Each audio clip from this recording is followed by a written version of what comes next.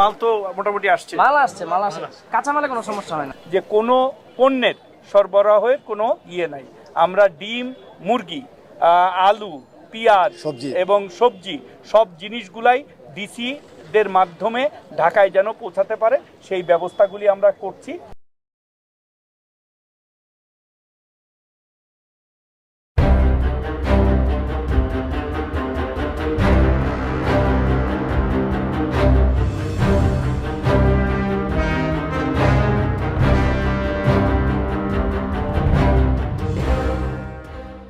কত করে আলু?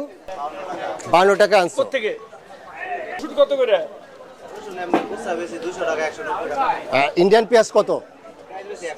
100 টাকা খুচরা একদম। আধা কেজি নিলেও 50 টাকা নেওয়া যাবে। আলু কত করে নিছেন? 280 টাকা পাল্লা। ডিম ডিম কত করে? ডিম হলো 380 টাকা, মানে এক ক্যারেট 30 12 টাকা 12 টাকা সামথিং। ঠিক আছে, 12 টাকা। আমরা আসছি হলো খালি মালটা জানি ঠিক মতো আসতে পারে। স্যার আসতে পারলো না, এখন গতকাল আসছে। রাতে আমার 3টে গাড়ি ঠেকেছিল স্যার, 3টে গাড়ি ইনশাল্লাহ ঢুকে গেছে। ওকে, ওই 3টে গাড়ি বা ফরিদপুরের বা পাবনার সব জায়গার গাড়িগুলো ঠেকেছিল, সব গাড়িগুলো আইতে স্যার, এই কারণে মালিক একটু বাজারে একটু মাল আনতে পেরেছে। আচ্ছা, আর ওদের কমিশন কত নেয়? বস্তা হ্যাঁ স্যার, এই বস্তাগুলো আরো দিলে 70 টাকা। 70 টাকা, মানে এক বস্তায় কত কেজি আছে? 80 কেজি। মানে তাহলে আড়তদারি মানে 1 টাকারও কম স্যার। ঠিক আছে। ফরিদপুরেরটা কত? ফরিদপুরেরটা আপনার 5 টাকা 6 টাকা 7 কম, টাকা। 104 টাকা 5 টাকা। একদম ঝরঝরা। এটা স্যার বেস্ট কোয়ালিটি। এই বাংলাদেশের থেকে কোয়ালিটি না। অরিজিনাল দেশি আমাদের। কয় ট্রাক আসছে? 10-15 গাড়ির উপরে আসছে মাল। কোনো অসুবিধা হয় না আসতে? ট্রাক ভাড়া কত নিছে? ভাড়া বেশি নিছে স্যার। কত নিছে? ধরেন 20,000 এর ভাড়া 30,000। 30,000। এইটা আর ইয়ে কত? ওই আলু কত করে কিনছে? আলু স্যার 50 টাকার উপরে। 50 টাকার উপরে। বগুড়ার আলু 45 টাকা করে। মুন্সিগঞ্জে আসতে হলো 45 টাকা করে। আলু একটু কম দাম বিক্রি হয়। কম দামে বিক্রি হয়। তাই এই আপনার সাদাটা হলো 50 টাকা, আর লালটা কত? এরকমই 1 টাকা কম বেশি। 1 টাকা কম বেশি। হল্যান্ড আলু কোনটা? অলরেডি সাদাটা হলেন। সাদাটা হল্যান্ডের। তাই আপনার 50 টাকারটা আপনি বিক্রি করছেন কত? আমরা বেশি 51। 51 টাকা। আপনি হলো আড়তদার। জি, আমরা বস্তা হিসেবে বিক্রি করি। খুচরা দোকানদার একটু বেশি বিক্রি করে। মাল তো মোটামুটি আসছে, মাল আসে, কাঁচামালে কোনো সমস্যা হয় না। 100 কোন জায়গার কাঁচামরিচ? ইন্ডিয়ার। আপনি কি খুচরা নাকি পাইকারি? খুচরা। আপনি 100 গ্রাম নিলে 16 টাকা, আর 250 গ্রাম নিলে কত? 40 টাকা। ঠিক আছে, মানে আপনার খুচরা পর্যায়ে 160। কেন দেন? কে দেয়? পার্টির নামগুলো নেন। তেজগাঁয়ে এখানে কেন ডাইরেক্ট ইয়ে দেয় না? এই কোম্পানিগুলো দেয় না? কারোই নাই এখানে কোম্পানির মাল। এই জন্যই কোম্পানি 150 টাকা করে দিতেছে, এরা 100। মানে হ্যাঁ, আমি দেখতেছি। এটা দেখো, এটা কোন ফ্যাক্টরি থেকে আসতেছে। এটা যে দেখায় তুইছি ওইটা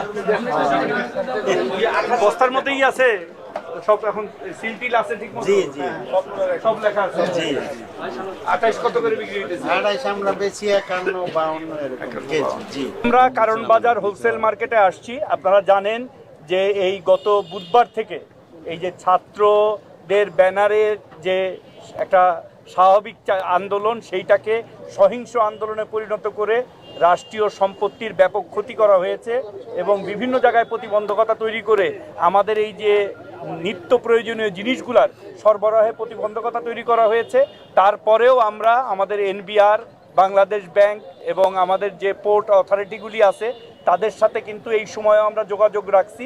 এবং যেহেতু এটা পচনশীল, পেঁয়াজ, কাঁচামরিচ এগুলো পচনশীল, এগুলা যেন কোনোভাবেই মানে প্রতিবন্ধকতার মধ্যে না থাকে, আমরা এই যে মাঝে মাঝে যে গ্যাপগুলো হয়েছে কারফিউর, এই গ্যাপের মধ্যে এই মালগুলো আমরা রিলিজ করাইছি এবং পরবর্তীতে ডিসিদের মাধ্যমে আমরা পরিবহন করে আমরা এই হোলসেল মার্কেটে নিয়ে আসছি। বিশেষ করে কাঁচামরিচ, পেঁয়াজ নিয়ে উঠছিল বাজারে। আমরা আজকে পেঁয়াজ, আলু, কাঁচামরিচ পর্যাপ্ত পরিমাণে সরবরাহ আপনারা নিজেরাই দেখেছেন এই বাজারে আসছে।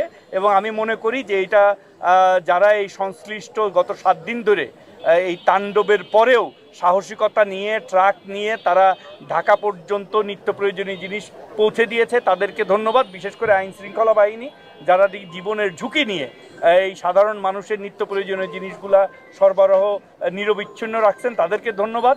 আর আমরা এখানে আসছি যাতে সরবরাহিত পণ্যগুলি ঠিকমতো হোলসেল মার্কেটে পৌঁছায়, এটা নিজেরা দেখার জন্য, সরবরাহ জানি ঠিক থাকে।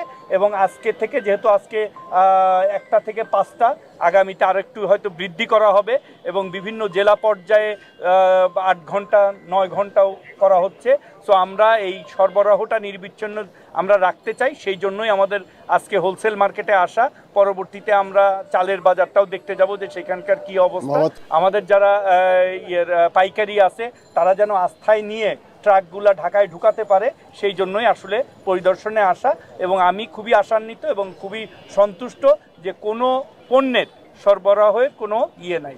আমরা ডিম, মুরগি, আলু, পেঁয়াজ এবং সবজি সব জিনিসগুলাই ডিসিদের মাধ্যমে ঢাকায় যেন পৌঁছাতে পারে সেই ব্যবস্থাগুলি আমরা করছি। এবং যতটুকু আমাদের কারফিউর মধ্যে গ্যাপ থাকবে এর মধ্যে প্রয়োজনীয় সকল জিনিস আমরা পৌঁছে দেওয়ার ব্যবস্থা করছি।